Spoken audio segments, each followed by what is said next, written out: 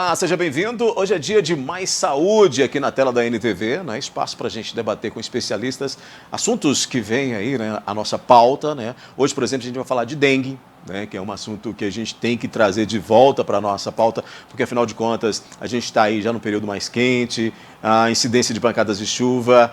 Este ano, em comparação ao outro ano, não tivemos tantos casos de dengue porque foi um ano atípico, mas tivemos muito. Né? Se você for comparar com um período como esse que a gente teve aí, até inclusive na época de frio, né? No período mais frio, tivemos casos consideráveis de dengue. Então, dengue hoje aqui no nosso programa é um dos assuntos. Sobre isso eu vou falar com a Suelene Oliveira daqui a pouquinho aqui no nosso programa. Vou falar também sobre um assunto muito interessante, que muita gente acaba não sabendo o que é ou como é que isso ocorre, né? Vou falar sobre o Outubro Rosa Pet, é o câncer que atinge aí os animais, câncer de mama em animais, por exemplo. Você sabia disso? Pois é, o seu animal aí corre esse risco também, assim como os seres humanos. Esse é um assunto que a gente trata aqui daqui a pouquinho com a Bruna Almeida, que é médica veterinária, que hoje bate um papo com a gente. Vamos falar também, olha só, vamos falar de comparação e autossabotagem. Pois a gente tem essa mania, né? De se comparar, a gente tem essa mania em muitas vezes se autossabotar e às vezes nem sabe que está se autossabotando. Sobre isso eu vou conversar já já com a Vitória Manso, que é psicóloga e que hoje veio nos visitar aqui. Você pode participar, 3821-4488, nosso telefone, você pode participar conosco, mandando a sua pergunta, deixando o seu questionamento, e aí a gente vai estar aí dentro do programa atendendo aí a sua participação. Também você pode mandar no nosso WhatsApp 999474515, tá certo? Deixe seu recado aí e a gente vai estar repassando seus questionamentos aqui aos nossos convidados. A sua participação, eu digo sempre, é muito importante. Participe, porque o programa interativo fica muito mais bacana com você que também faz o Mais Saúde junto com a gente, tá bom? Então vamos falar então de comparação e autossabotagem. Comigo, Vitória Manso, psicóloga, visitando a gente aqui hoje no Mais Saúde. Tudo bem, Vitória? Seja bem-vinda. Tudo bem, boa noite a todos. Muito obrigada pelo convite. É sempre bom trazer o pessoal aqui para... Eu gosto quando psicólogos vêm, né? E aí a gente tratar de assuntos que estão meio que implícitos, mas que as pessoas às vezes por tabu ou por desconhecimento acabam não tratando deles. Que é a comparação e autossabotagem, né? Que no dia a dia a gente comete isso, quem está em casa vai entender muito bem quando a gente começar a tocar nesse assunto, tratar do que é, e vai até se ver numa situação como essa, porque é bastante comum as pessoas se autossabotarem, né, Vitória? Sim, são assuntos bastante comuns que às vezes a gente não para pensar sobre eles, que a gente não conversa tanto sobre eles. Uhum. Se a gente pudesse, então, dar um exemplo claro de autossabotagem, por exemplo. O que hoje é mais comum nessa autossabotagem que as pessoas acabam causando transtornos para elas mesmas no dia a dia? A autossabotagem, ela pode ser consciente ou inconsciente, e algo que está muito relacionado a ela é a procrastinação, que é um assunto que também é muito comum. E um exemplo assim de autossabotagem, vou falar assim, por exemplo, uma pessoa é convidada a participar de um evento e ela tem vergonha, acha que não é capaz, então nega.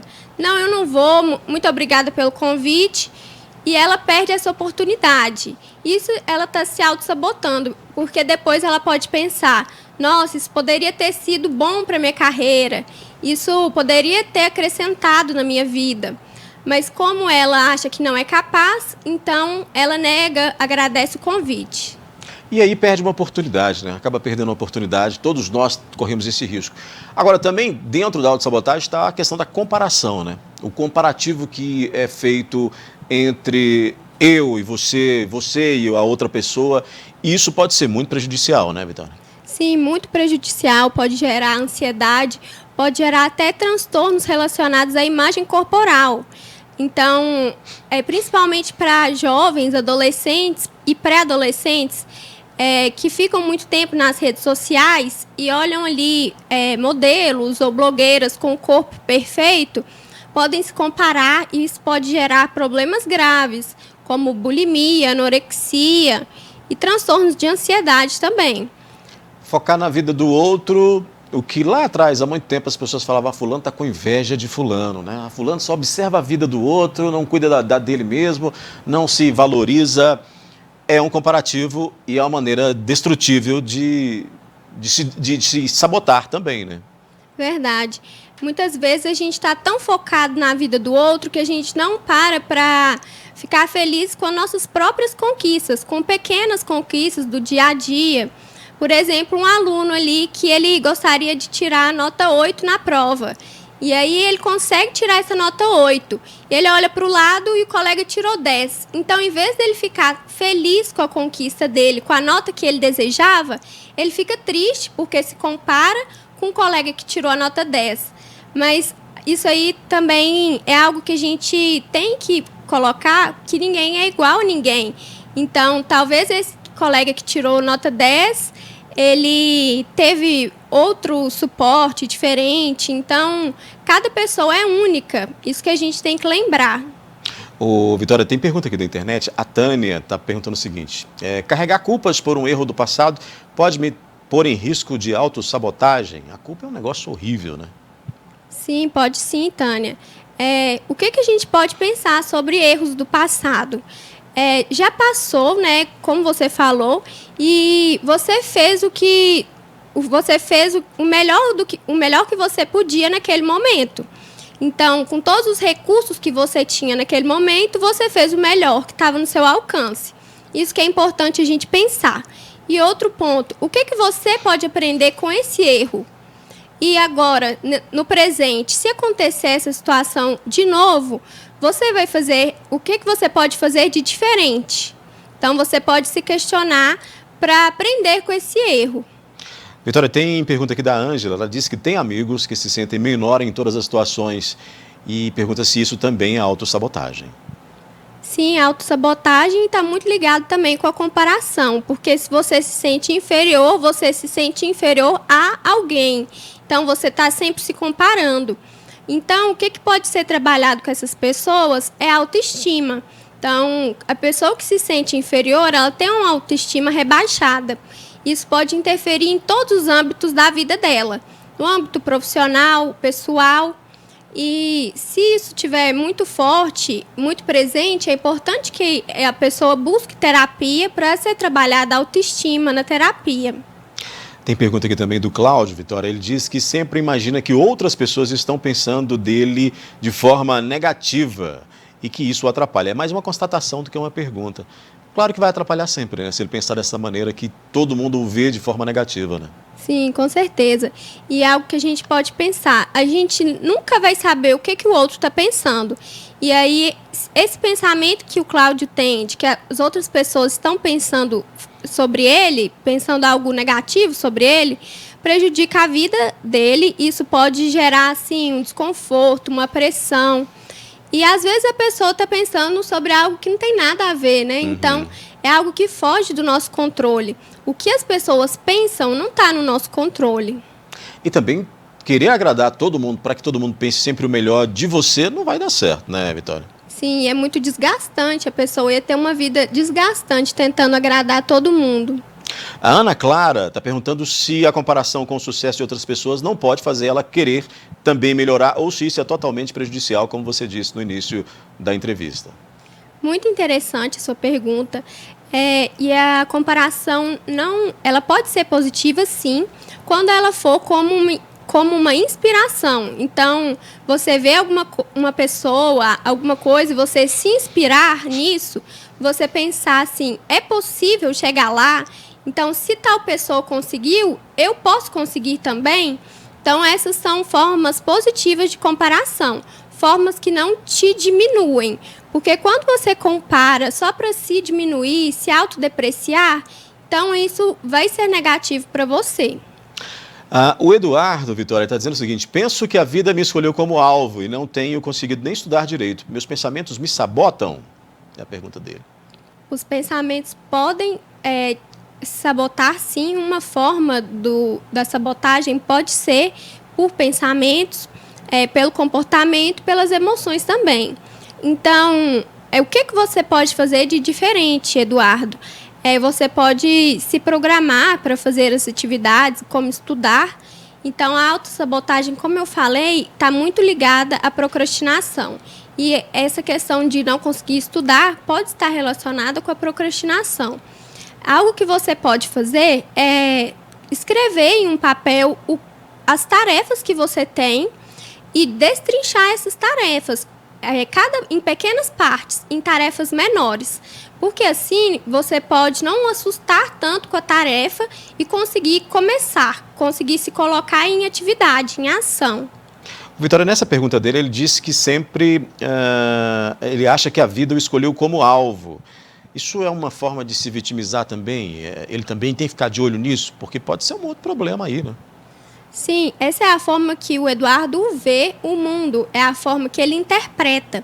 Então, não quer dizer que é a realidade. A gente tem que pensar que nossos pensamentos não são realidade, são apenas pensamentos. Então, essa é uma forma de interpretar, Eduardo. Qual seria uma outra forma de interpretar? O que você tem na sua vida, assim, que você se sente grato? O que você tem na sua vida que você pode agradecer por isso? Esses são exercícios também para a gente trabalhar a autossabotagem e a comparação. Porque às vezes a gente foca só no que a gente tem de ruim, de negativo, e o que o outro tem de bom. Às vezes a gente fala com muito mais facilidade sobre os nossos defeitos do que sobre as nossas qualidades. Quando é para falar sobre defeito, a gente fala, nossa, eu sou isso, sou aquilo. E quando é para falar sobre qualidade, a gente não encontra palavras.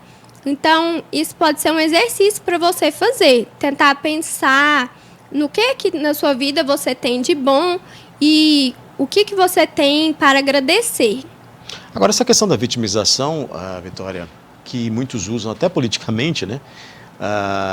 Ela pode aí significar outros problemas, né? A pessoa pode se vitimizar, se entender, se conhecer, se apresentar sempre de uma forma que está sendo vitimizada por um problema psicológico também. Pode ser uma depressão, uma outra situação que precisa ser compreendida, né? Com certeza. E às vezes pessoas de fora olham para isso e não entendem e podem apontar o dedo, julgar, falar que essa pessoa está errada, né?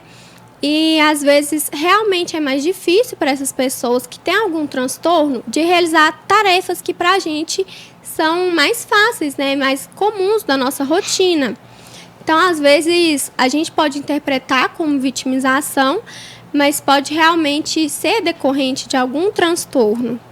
Tem pergunta aqui da Paula, a Vitória, ela diz o seguinte, ser muito crítico à vida que levo em relação aos meus familiares me torna uma pessoa autossabotável? Ela se sente crítica demais a tudo, né, no caso. Pode ser sim, porque quando você foca nos aspectos negativos e critica bastante, como você falou, você pode ignorar os aspectos positivos que tem na sua vida em relação à sua família. Mas é importante isso, que você identificou. Você identificou que é muito crítica e esse é o primeiro passo, é a gente identificar. Você levou para a consciência, porque às vezes a autossabotagem pode ser no nível do inconsciente, pode ser inconsciente ou consciente. A Janete está dizendo o seguinte, sempre penso o pior de tudo. Acho que você até falou disso aqui. Sempre penso o pior de tudo, uns dizem que é bom e outros dizem que não. O que faço? Sempre pensar o pior das situações pode estar ligado também à ansiedade, porque você vê o futuro como algo perigoso, algo ameaçador, isso pode estar interligado. Se isso está te prejudicando num nível, se isso está prejudicando sua vida, é importante que você procure ajuda, né? Procure terapia, porque é muito desgastante você sempre pensar sobre tudo de ruim que pode acontecer. E tem pessoas que falam, se eu pensar em todas as possibilidades ruins, eu vou estar preparada se isso acontecer. Mas isso não é verdade. O que acontece é você se desgastar pensando em todas as hipóteses negativas que podem acontecer. E esse desgaste pode te gerar um mal-estar, um sofrimento. Tudo isso pode prejudicar a sua saúde mental. Para finalizar, a Sheila está perguntando qual é a sua rede social, se você, por lá também, você dá dicas para as pessoas. Dou sim, eu falo muito sobre saúde mental lá na minha página do Instagram, é @psi.vitoria e o outro A, Vitória com 2 A's no final. Muito bem, eu falei aqui com a Vitória Amante, que é psicóloga e que veio hoje aqui nos visitar novamente, né, já que ela esteve aqui anteriormente com a Gabriela, e hoje volta para a gente falar desses assuntos tão importantes aí de comparação, de autossabotagem, que a gente precisa se policiar, ficar atento e procurar, é claro, ajuda sempre que necessário. Vitória, obrigado por ter vindo ao programa. Volte mais vezes, inclusive. Já está feito o convite, né? Muito obrigada, pode deixar que eu volto sim. Eu vou para um rápido intervalo e, na sequência, a gente vai falar sobre o Outubro Rosa Pet. Vou receber aqui a médica veterinária, a Bruna de Almeida Vieira, que vem bater um papinho com a gente aqui. Volto já. Estamos de volta com Mais Saúde e, neste bloco, a gente fala sobre o Outubro Rosa Pet. Está aqui comigo a Bruna de Almeida, médica veterinária, que veio aqui hoje nos visitar e falar desse assunto. Bruna, primeiro, já te agradecer por você estar aqui conosco para a gente falar de um assunto que deveria ser mais divulgado, né? Deveria estar mais presente. E que, claro, assim como os humanos, eu estava lendo sobre isso, passei a tarde lendo antes dessa nossa entrevista, a incidência de câncer de mama nos animais é muito grande. Isso me deixou um tanto quanto preocupado, porque aí quem tem animal e quem é apaixonado sabe, né, dessas situações, mas muitas vezes a gente ignora essa questão e até o diagnóstico de procurar ajuda para esse problema. Essa incidência, ela tem sido maior nos últimos tempos ou antes ela era pouco diagnosticada? Boa noite, né? Obrigada pelo convite. O que acontece? O câncer ele sempre existiu. Porém, antigamente o cachorrinho, o gato, ele era aquele animal que era largado, assim, no canto de casa, não tinha tanta presença, não era aquele animal que ficava na cama com o proprietário não tinha tanto contato. Então, ele era meio que subdiagnosticado, né? O proprietário não sabia do que o animal morria, só sabia que o animalzinho estava doente e nem procurava muito saber o que estava acontecendo com ele, não. Aí hoje, isso tem aumentado porque os animais têm vivido mais e o proprietário está mais perto deles, né? Durante o dia, tem cuidados, eles estão agora dentro de casa, não é mais aquele cachorrinho do quintal. Então, isso tem facilitado muito no diagnóstico. Se a gente for falar de câncer de mama em animais, assim como nos humanos, a maior incidência é nas fêmeas? Sim, o câncer de mama, ele atinge os machos também, porém em uma pequena escala, é menos de 1% dos machos. E nas cadelas ele é muito frequente. É o câncer mais frequente que atinge os cães, né? E atinge também os gatos, só que em segunda posição. Em que idade que o dono tem que ficar mais atento a isso? Ou aí independe da idade do animal para poder verificar, procurar aí um diagnóstico? O que acontece? Como o animalzinho hoje ele é bem mais tratado, é vacinado, tem as visitas frequentes ao veterinário, então a expectativa de vida tem aumentado. O animalzinho ele tem vivido mais. Então, o câncer de mama ele é mais diagnosticado em animais mais velhos, nos cães a partir dos 6 anos e dos gatos a partir dos 10 anos de idade. Então, fica de olho nos idosos, né? Porque eles têm mais facilidade de adquirir o câncer. O Heitor está mandando pergunta aqui pela internet e ele quer saber o seguinte: além do câncer de mama, né, que a gente está falando, quais os outros cânceres que ele deve ficar preocupado? Ele disse que tem 3 cães e esse é um assunto que me interessa muito. Pois o câncer nos animais ele é igual ao de humano, né? Tem o de ossos, que atinge mais animais das raças grandes. Tem o câncer de pele, que atinge os animais que não têm melanina, que tem aquela pele clara, despigmentada. Tem o câncer de mama, que atinge as fêmeas, né? Em grande escala, principalmente as que não são castradas. Então, tem vários tipos de câncer. Tem que ficar de olho, porque como se diz, hoje em dia o animal está bem parecido com o ser humano em relação às patologias. O Luiz, inclusive, está me soprando uma pergunta aqui, o Luiz, lá do nosso Master, se então, nesse caso, seria uma alternativa à castração. Sim, a castração precoce ela é o tratamento de escolha para evitar o câncer de mama. Quando a castração é feita com a cadelinha antes do primeiro cio, o risco de ter o câncer de mama diminui para 0,5%. E após o segundo cio, passa para 8% de chance de ter o câncer de mama.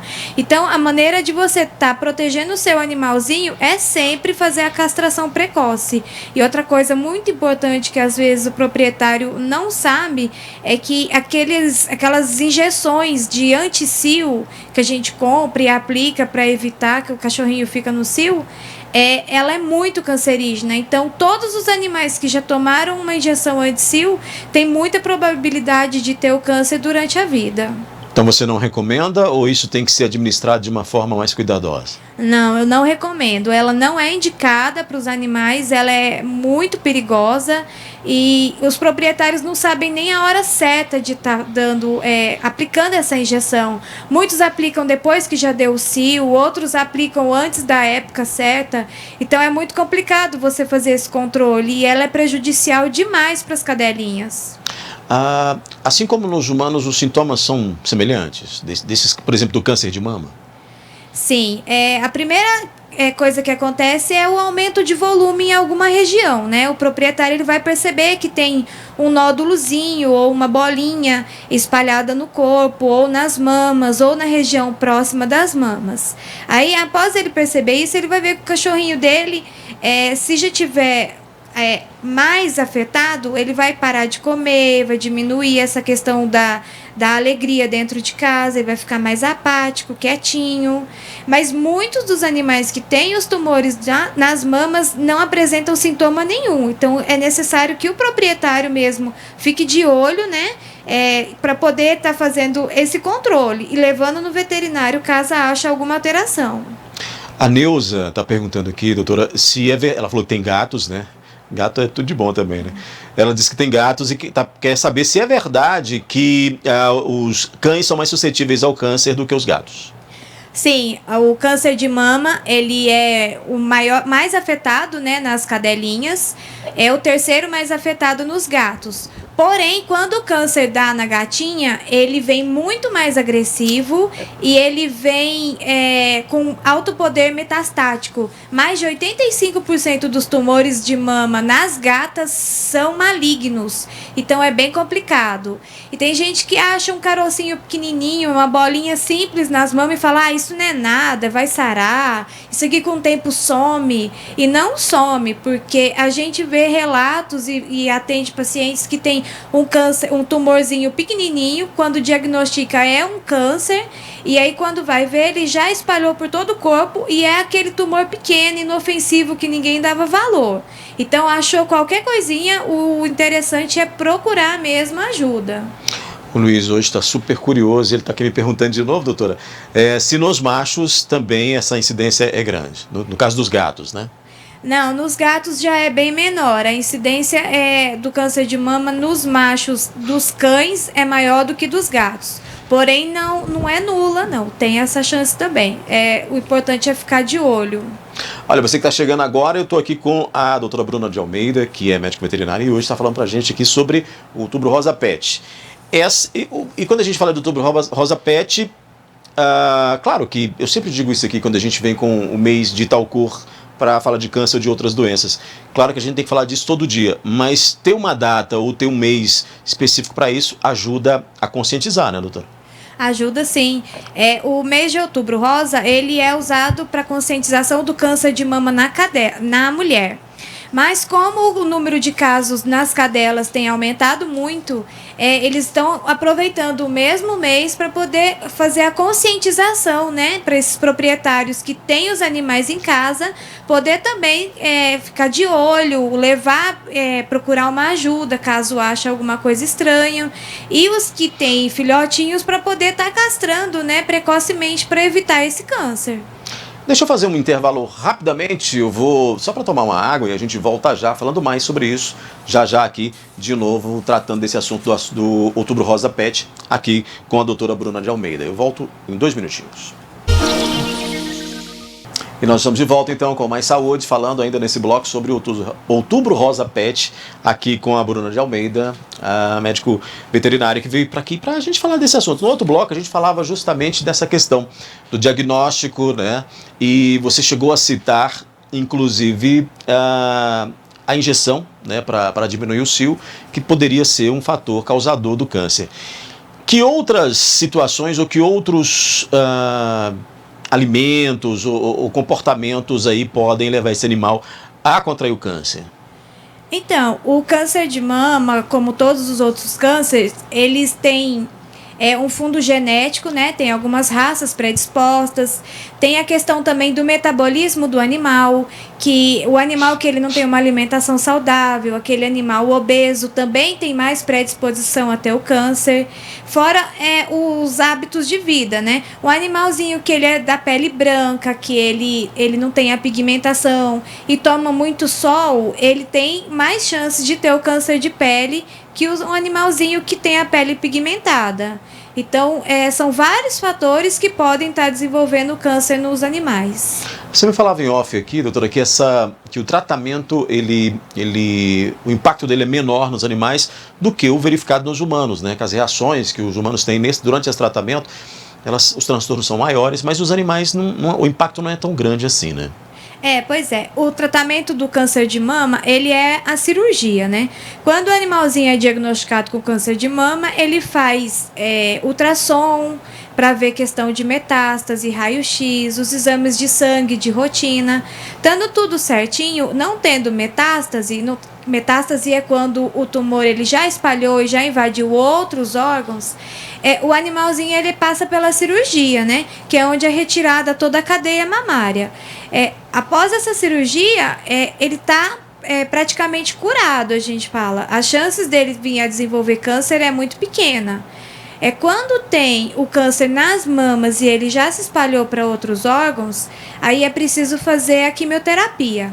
E a quimioterapia, ela é igual a do humano, porém, não tem os efeitos colaterais indesejados igual tem no humano. O animalzinho não vai perder o pelo, não vai ter aquele vômito, diarreia recorrente, o mal-estar que a quimioterapia causa nos humanos, nada disso. Ela é muito tranquila e eles passam muito bem por todo o tratamento.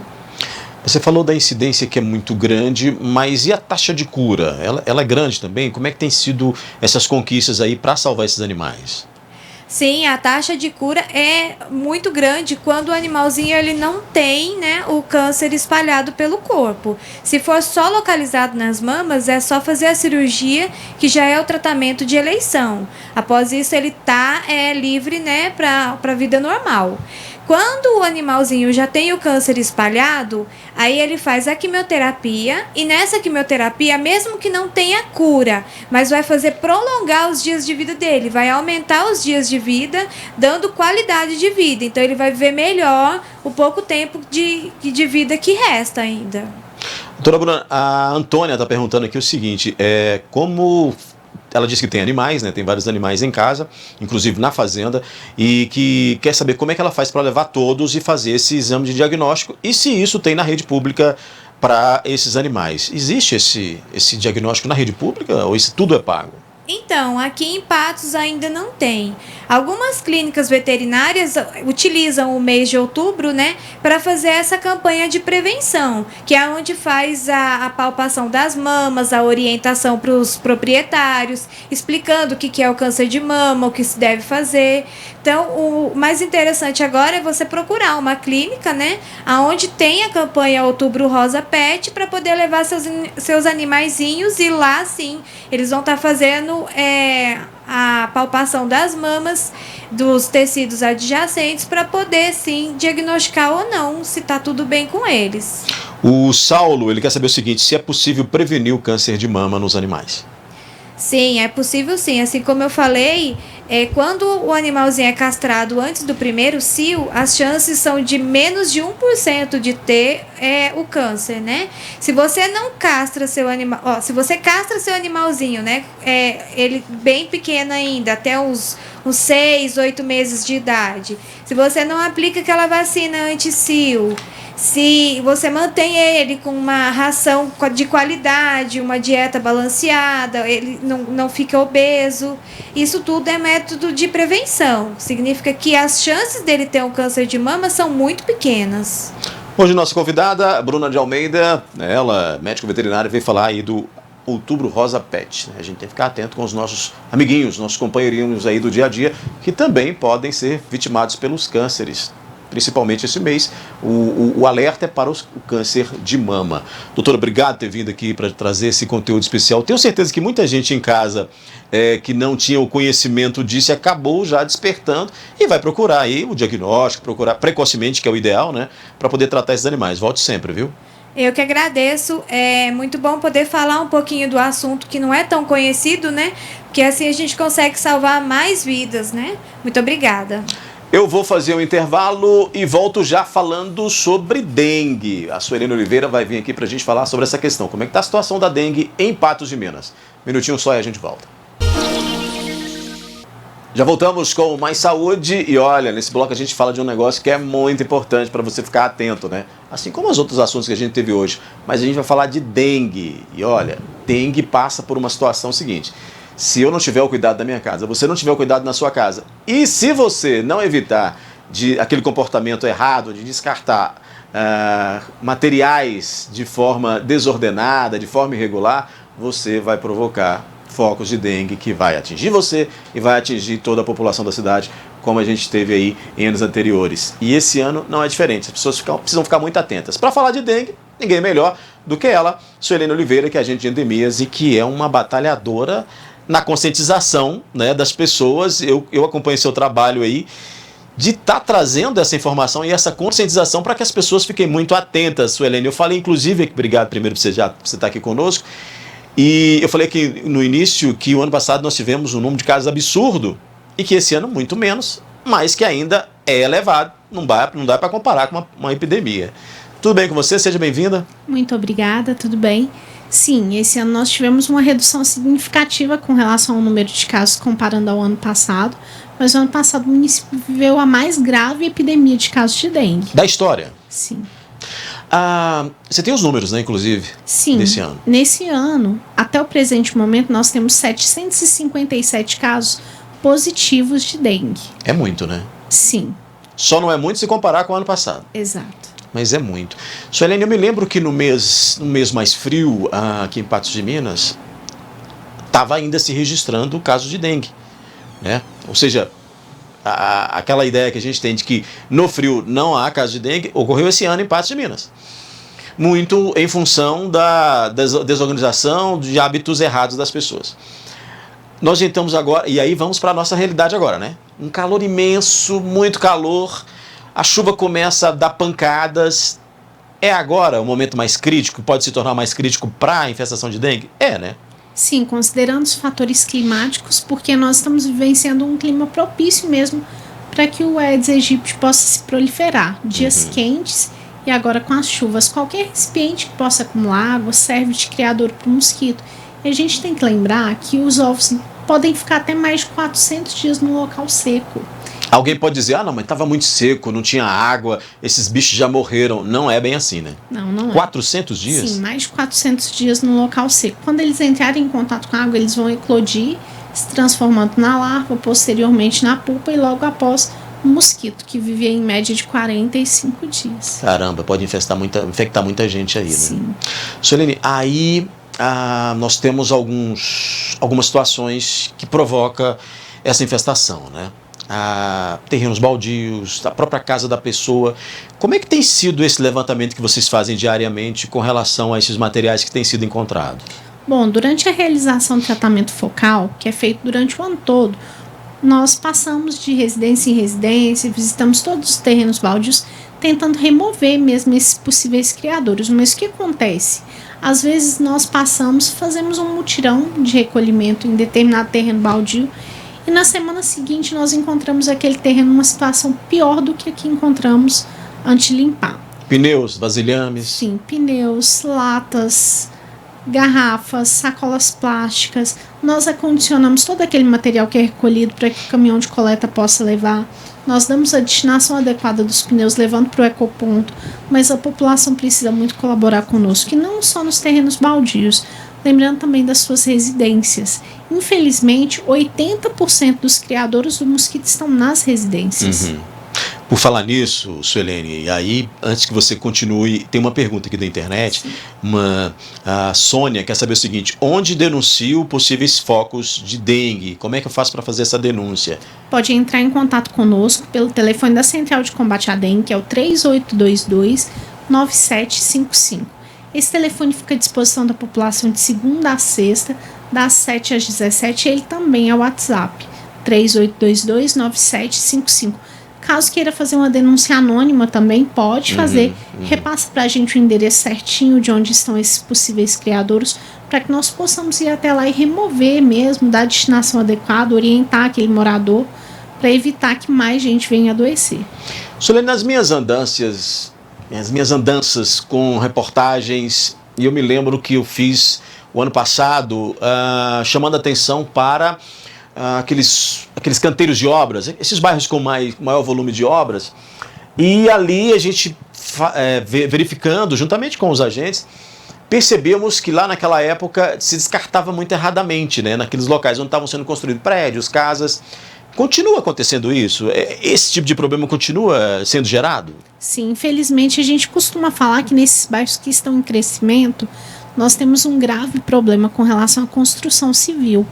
O descarte inadequado de materiais como latas de tinta, lonas, plásticos, sacos de cimento que podem acumular sim a água da chuva, e até mesmo aqueles vasilhames de marmitex, garrafa PET que são consumidos ali pelo pessoal que está trabalhando.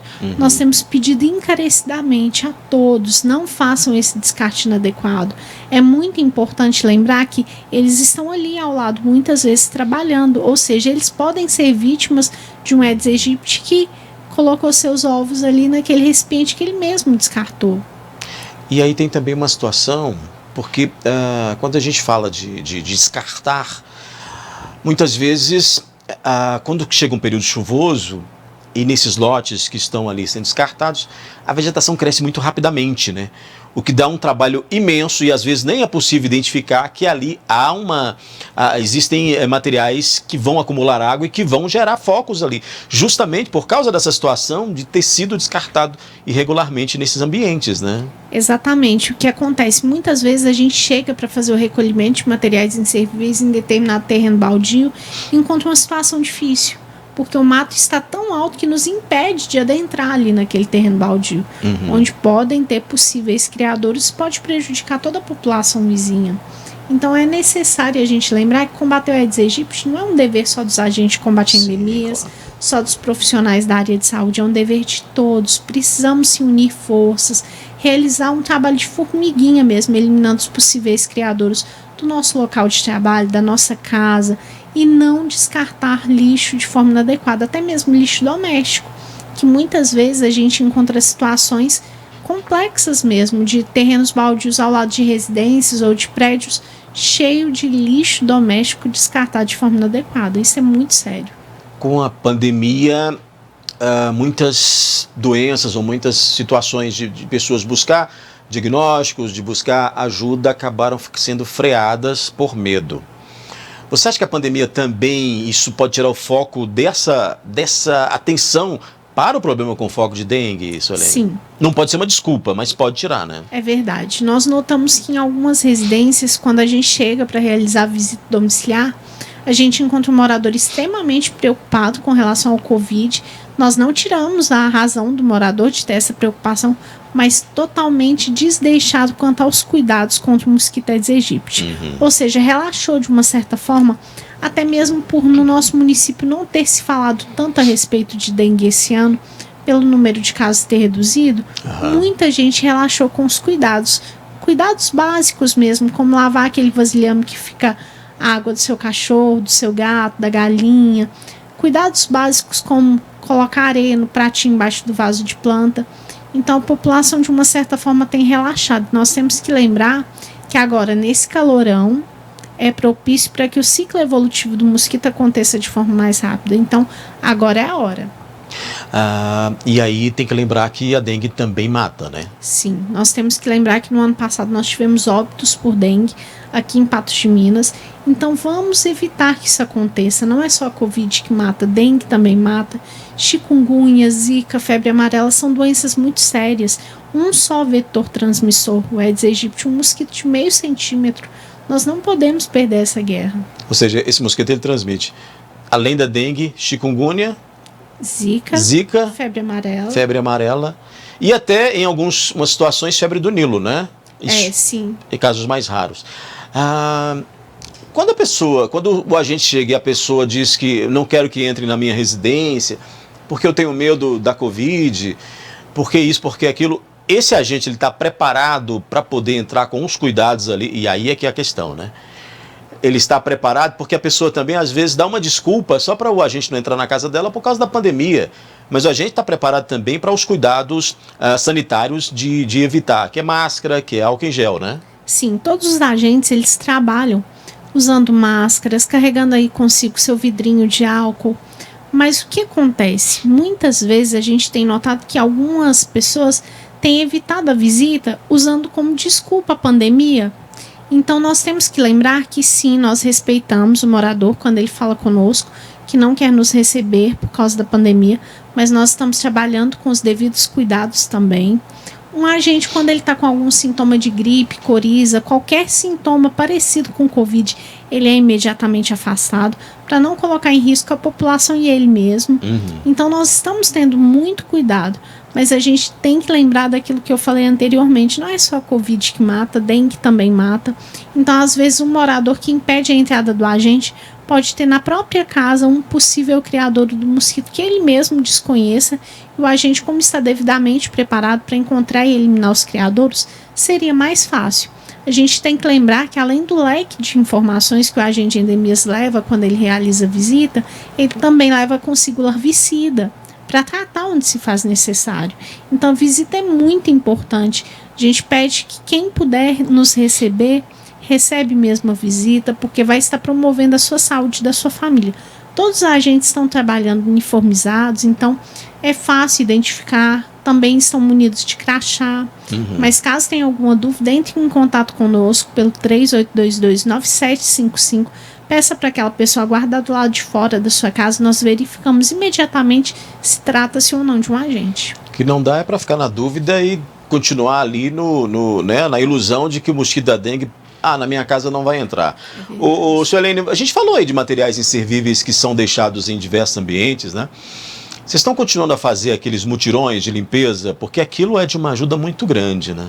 Sim, continuamos sim. Aqueles mutirões, eles colaboram muito com o nosso trabalho pelo seguinte: na realização do mutirão, vários possíveis criadouros são removidos. Hoje mesmo nós coletamos vários pneus pela cidade, espalhados em terrenos baldios, em canteiros, em praças. Então, ao realizar esses mutirões de recolhimento, nós estamos tirando dali um possível criador, tentando mesmo promover a saúde da população. E o foco dos mutirões são não apenas nos terrenos baldios, mas onde se fizer necessário. A Heloísa está perguntando aqui, Suelene, quais são os bairros com maior incidência de dengue?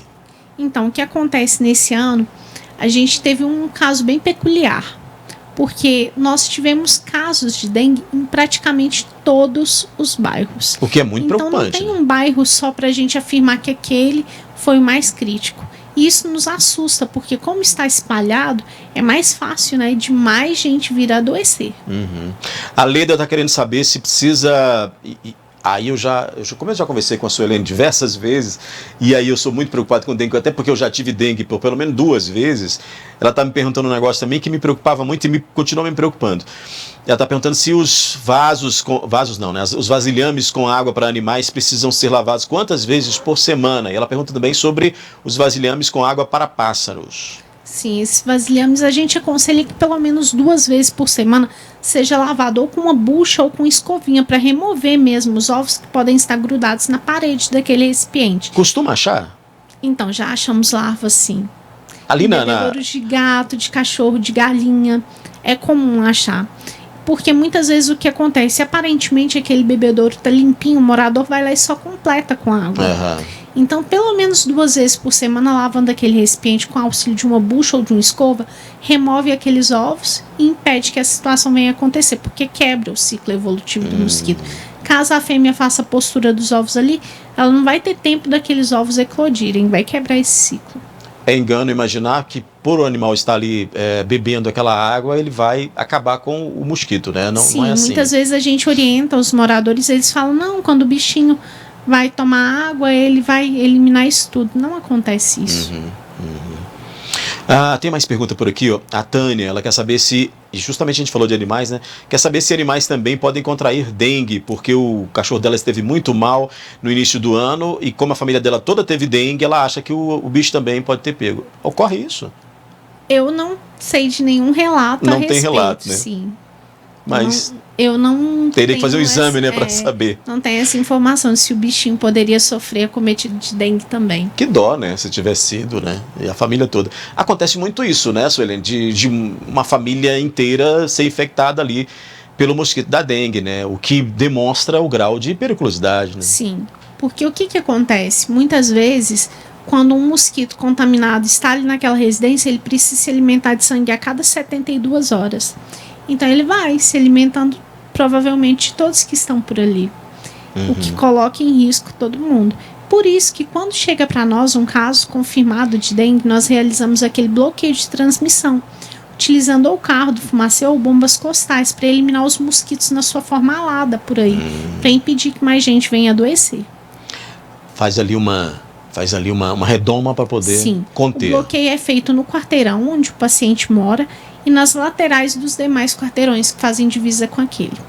Suelene Oliveira, agente de endemias, trazendo o alerta para a dengue nesse princípio de... Ontem foi a primeira chuva depois de meses, né? Mas ela acabou de dizer aqui que mais de 400 dias esses ovos foram postados, né? É isso? Sim. Podem eclodir, né? Eles duram muito tempo no ambiente. Então, todo cuidado é muito pouco. Suelene, obrigado por você ter vindo, viu? Eu que agradeço e peço mais uma vez a colaboração de toda a população. É muito importante para que a gente possa mesmo vencer essa guerra contra o mosquito. Fique muito atento, você também que está em casa, e siga aqui as dicas da Suelene, que sabe das coisas e que faz essas campanhas aí o tempo todo para evitar que a dengue, então, aí possa atingir mais pessoas ainda. Mais saúde, fica por aqui. Volta semana que vem. Obrigado pela companhia, espero que você tenha gostado do programa de hoje. Semana que vem a gente tem um novo encontro. Abraço e até lá.